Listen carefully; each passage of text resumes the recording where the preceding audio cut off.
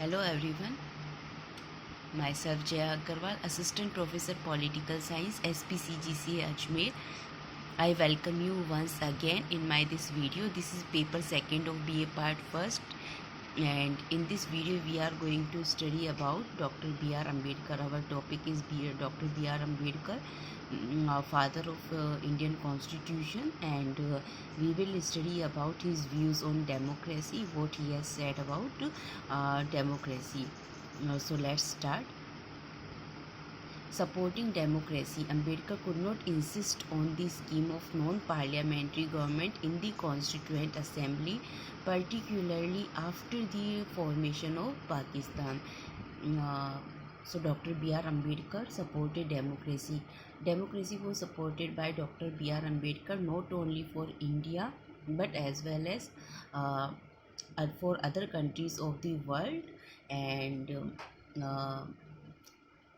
he strongly believed in democracy, in the principles of democracy, and for Dr. B.R. Ambedkar, uh,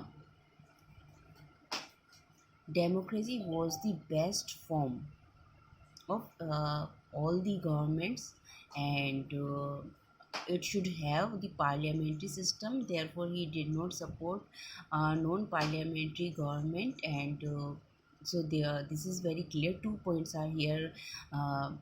Very clear.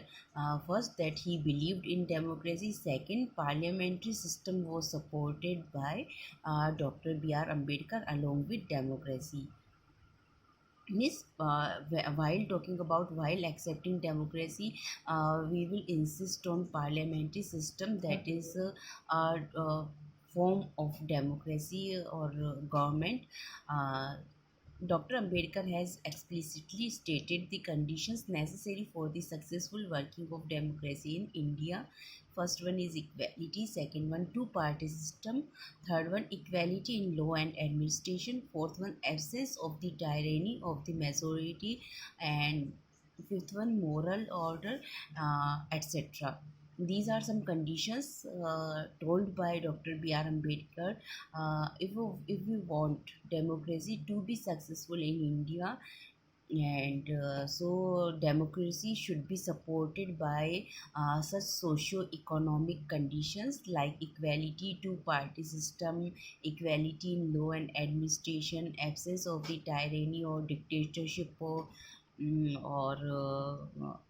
the atrocities of the majority, that's mean minority or opinion of the of other persons besides the majority should be respected, and moral order, etc. In democracy, Dr. Ambedkar insisted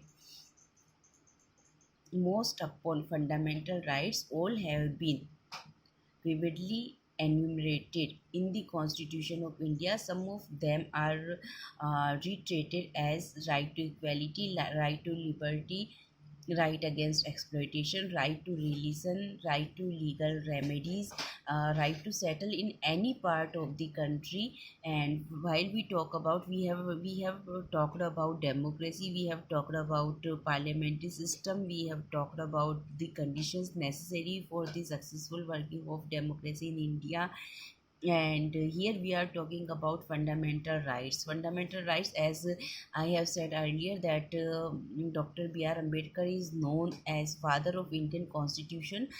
This is a great contribution of Ambedkar to the Indian Constitution, to the India, and when we study about the Constitution of India, we clearly can see his great impact over Indian Constitution, and as well as over fundamental rights. I have mentioned here some of these fundamental rights, and when we study about the fundamental rights, these are some rights explicitly supported by Dr. B.R. Ambedkar, that these rights should be available to every citizen of India, and Dr. B.R. Ambedkar tried his best not only to mention these rights in the Constitution, but the actual picture of providing the people these rights and the security,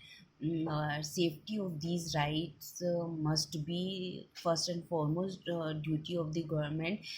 Therefore he has mentioned clearly in the constitution uh, remedy, right to legal remedies, that is article 32.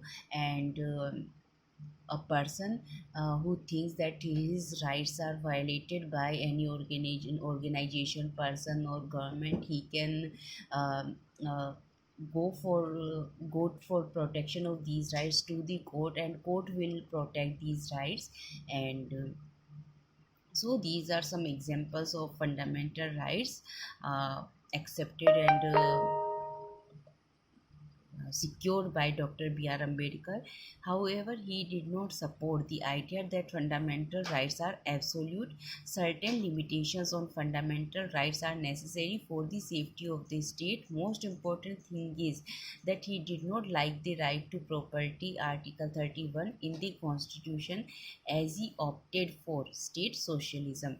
So, when we talk about the fundamental rights mentioned in the Indian Constitution, uh, this is a unique, no, not unique, this is a feature of Indian Constitution, feature of our fundamental rights, that we are given fundamental rights, but there are some limitations or restrictions to these fundamental rights. Necessary restrictions are there, um, uh, so that people can enjoy their fundamental rights, but mm, it should be in some limited area, and because there should be a balance between the people and the government.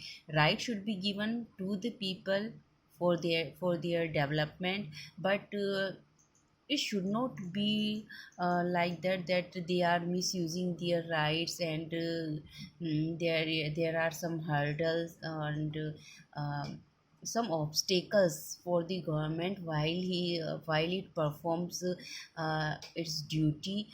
Therefore it strikes a balance between the people and the government, between the freedom and the restriction, and duty and the rights, while we put some restrictions over the fundamental rights. So clearly it can be said that this should be um, said, an outlook of Dr. B.R. Ambedkar, that he has maintained a balance between people and the government, between rights and the duties, between freedom and restrictions, and proper restrictions should be there according to Dr. B.R. Ambedkar.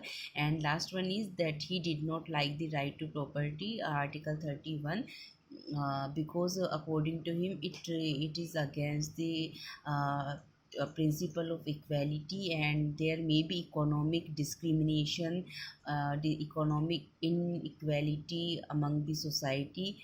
Therefore it should not be there in the Indian Constitution. And later as we all know that at this time this is just only a legal right, not the fundamental right. That's all for today from my side. Thank you very much.